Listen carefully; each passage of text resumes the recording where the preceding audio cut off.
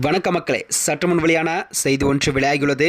நீயா நானா என்ற போட்டி வேண்டாம், எடப்பாடி அல்லது விஜயா, இல்லையெனில் மீண்டும் திமுக ஆட்சியாம்.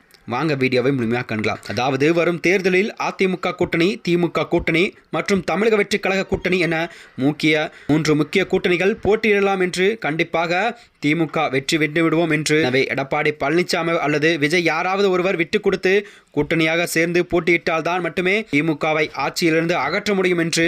இல்லையென்றால் திமுக மீண்டும் ஆட்சிக்கு வருவதை யாராலும் தடுக்க முடியாது என்று அரசியல் விமர்சனங்களும் பார்வையாகவும் பார்க்கப்பட்டு வருகிறதாம். திமுகவின் பலம் மற்றும் எதிர்க்கட்சிகளின் பலவீனம், திமுகவின் எதிர்ப்பு வாக்குகள் கூட 50% இருக்கிறது என்றால் அதை அதிமுக கூட்டணி, தமிழக வெற்றி கூட்டணி மற்றும் நாம் தமிழர் என 3 கூட்டணிகளுமே அதை பிரித்து வாங்குகிற வாக்காக இருக்கும் என்றும் தமிழகத்தில் எதிர்பார்க்கப்படுகிறது. எனவே திமுக 30% வாக்குகள் பெற்றால் கூட ஆட்சியை பிடித்துவிடும் நிலைதான் உள்ளது. எனவே திமுகவுக்கு எதிராக கட்சிகள் ஒன்று சேர்ந்தால் மட்டுமே திமுகவை கண்டிப்பாக வீழ்த்த முடியும் என்ற நிலையில்தான் தமிழக அரசியல் களம் செயல்பட்டு வருகிறதா.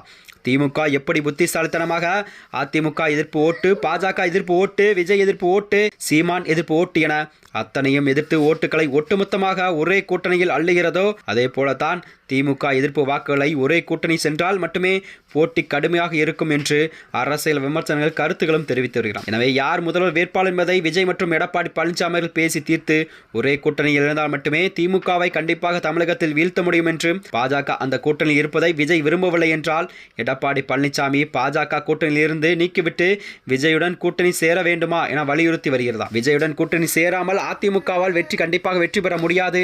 அதே போலத்தான் விஜயும் தனித்து போட்டியிட்டு 2 திராவிட கட்சிகளையும் எதிர்த்து வெற்றி பெற முடியாது என்றும், தனித்தனியாக போட்டியிட்டால் திமுகவுக்கு கூட்டணி குத்தாலாம் லாபம் என்று கூறி வருகிறதாம். அரசியல் விமர்சகர்களின் அறிவுரை தான் இது குறித்து எடப்பாடி பழனிசாமி மற்றும் கலந்து யோசித்து உண்மையாகவே திமுகவை வீழ்த்த வேண்டுமென்றால், மக்களை மீட்க வேண்டுமென்றால் தங்களுடைய ஈகோவை கைவிட்டு முதலமைச்சர் வேட்பாளரை பற்றி பேசினால் இப்போதைக்கு கூட்டணி அமைத்தும் திமுகவை வீட்டுக்கு அனுப்ப வேண்டும் என்ற குறிக்கோளை மட்டுமே செயல்பட வேண்டும் என்று கருத்துக்களும் தெரிவித்து வருகிறார். இது அரசியல் விமர்சகர்களின் விருப்பமாக இருந்தாலும் கூட முடிவெடுக்க வேண்டிய இடத்தில் எடப்பாடி பழனிசாமி அவர்கள் உள்ளார், விஜய் தான் இருக்கிறார்கள்.